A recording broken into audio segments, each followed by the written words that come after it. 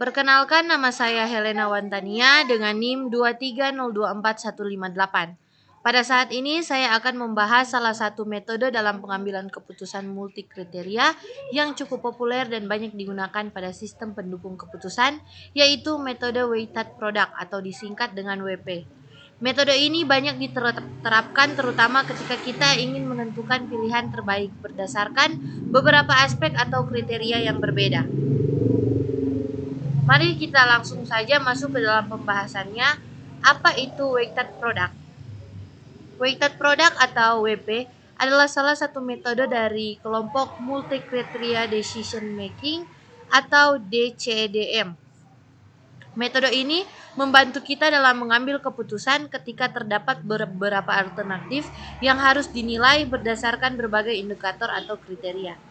Yang menjadi ciri khas dari metode ini adalah penggunaan operasi perkalian, bukan perjumlahan seperti metode lainnya.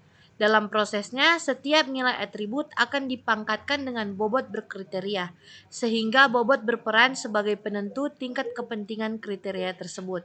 Dengan kata lain, metode ini memastikan bahwa setiap kriteria memberikan kontribusi sebanding dengan bobotnya dalam menentukan hasil keputusan akhir. Pada metode WP, penentuan bobot memiliki peran penting karena bobot inilah yang nantinya akan menjadi perangkat dalam perhitungan. Ada dua hal utama yang harus diperhatikan. Yang pertama, bobot harus dinominalisasi sehingga total keseluruhannya adalah sama dengan 1. Jika bobot awal belum memenuhi syarat tersebut, maka dilakukan penyesuaian atau normalisasi. Kedua, setiap kriteria dibedakan menjadi dua jenis, yaitu benefit atau keuntungan, yaitu kriteria yang semakin tinggi nilainya maka semakin baik. Contoh, kualitas, nilai, atau performa. Kriteria ini diberi tanda pangkat atau positif.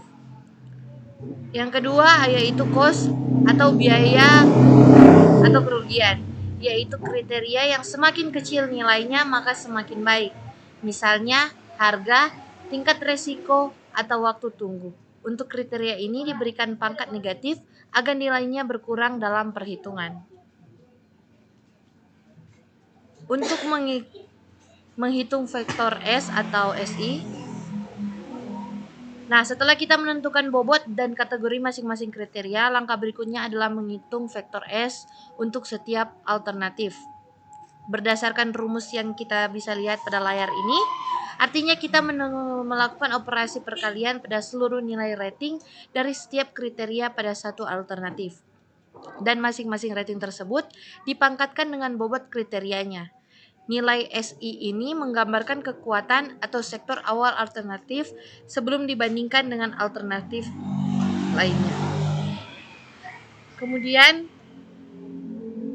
setelah semua nilai vektor S didapatkan, langkah berikutnya adalah menghitung nilai akhir atau disebut dengan nilai preferensi yang bisa kita lihat pada rumus ini, yaitu V sama dengan SI per sigma M K sama dengan 1 SK. Nilai ini menunjukkan beberapa layak atau seberapa besar peluang suatu alternatif menjadi pilihan terbaik dibandingkan alternatif lainnya. Nilai VI akan berada pada antara 0 sampai 1, di mana semakin besar nilai VI, maka semakin baik alternatif tersebut. Supaya lebih mudah diingat, berikut rangkuman alur penerapan metode WP. Yang pertama, menentukan kriteria, lengkap dengan bobot awal dan kategorinya, benefit atau cost. Yang kedua, normalisasi bobot, agar jumlah bobot menjadi 1. Ketiga, alur pangkat, tetapkan tanda positif untuk benefit dan negatif untuk cost.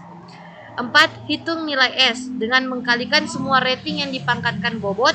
Yang kelima, hitung nilai V dan peringkat untuk menentukan alternatif terbaik. Dengan alur ini, proses pengambilan keputusan menjadi lebih terstruktur dan terukur.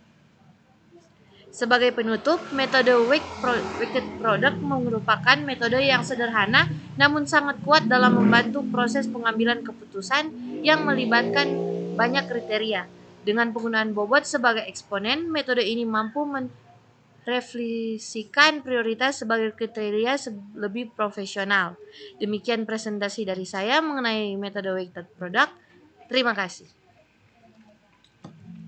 Oke, terima kasih.